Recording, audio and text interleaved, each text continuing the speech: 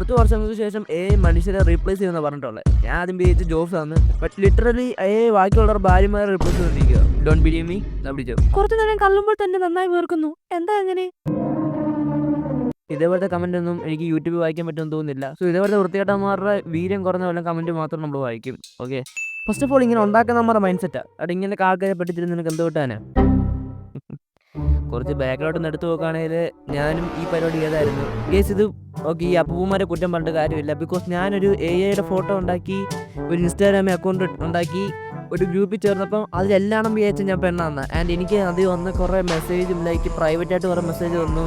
And bro ഞാൻ ഞെട്ടിപ്പോയി അല്ല മെസ്സേജ് കണ്ടിട്ട്. ഞാൻ പക്ഷേ ആർക്കും വലിയ റിപ്ലൈ കൊടുക്കാൻ പോയില്ല, എനിക്ക് പേടിയായിരുന്നു നിങ്ങളൊരു വൃത്തി കഴിക്കുമെന്ന്. ബട്ട് ഒരു ഗ്രൂപ്പ് ചാറ്റിലേക്ക് കയറിയപ്പോൾ 500 വട്ടം അങ്ങാണ്ട് വെൽക്കം വിട്ടേക്കുന്നു എനിക്ക്.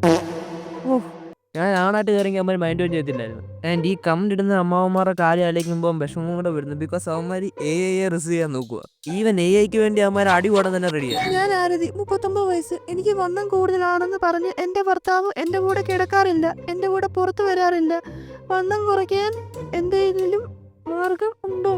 ഗയ്സ്, ഈ ഫോട്ടോ കണ്ടിട്ട് ഇവന്മാർക്ക് മനസ്സിലായെന്ന് പറഞ്ഞാൽ ഓക്കെ, ബട്ട് ഈ ക്യാപ്ഷൻ കണ്ടിട്ട് മനസ്സിലായെന്ന് പറഞ്ഞാൽ അത്രയ്ക്ക് ലോ IQ. ഏത് നായിൻ്റെ മോനടി നിന്റെ ഭർത്താവ്? അവനോട് എനിക്കൊന്ന് വിളിക്കാൻ പറ, ഞാൻ ശരിയാക്കി തരാം, അവനെ കിടത്തി തരാം.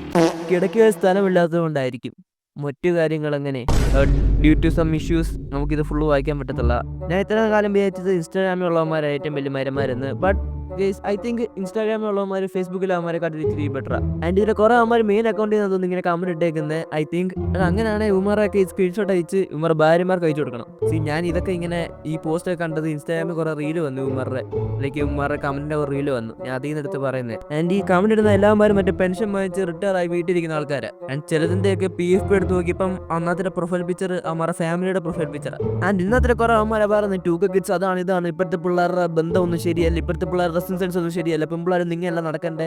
അവന്മാരെ കമന്റ് കണ്ടു. ഈ ഏഴ് അവസ്ഥയ്ക്ക് ഇങ്ങനെയാണെങ്കിൽ സാധാരണ പെണ്ണുങ്ങളുടെ അവസ്ഥ എങ്ങനെയായിരിക്കും? ആൻഡ് എനിക്ക് ഇതിന്റെ കമന്റ് എന്നെ ഫുള്ള് വായിച്ചിട്ട് റിയാക്ട് ചെയ്യണമെന്നുണ്ട്. ബട്ട് മാൻ, എനിക്ക് മലയാളം വായിക്കാൻ അറിയത്തില്ല ഒന്നാമത്തെ കാര്യം. രണ്ടാമത്തെ കാര്യം, ഉമ്മാർ ഇത് വൃത്തിയോട് വായിക്കാനായിട്ട് എൻ്റെ സമയം സ്പെൻഡ് ചെയ്യണമെന്ന് ആലോചിക്കുമ്പോൾ തന്നെ എനിക്ക് വല്ലാതെ തോന്നുന്നു.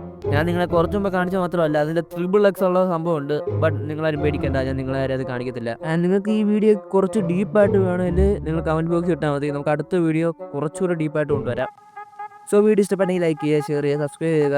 ചാനൽ സപ്പോർട്ട് ചെയ്യാൻ താല്പര്യം ഉണ്ടെങ്കിൽ ഷെയറോടെ ചെയ്യുക. നമുക്ക് അടുത്ത വീഡിയോ ആയിട്ട് പിന്നെയും വരാം. ബൈ.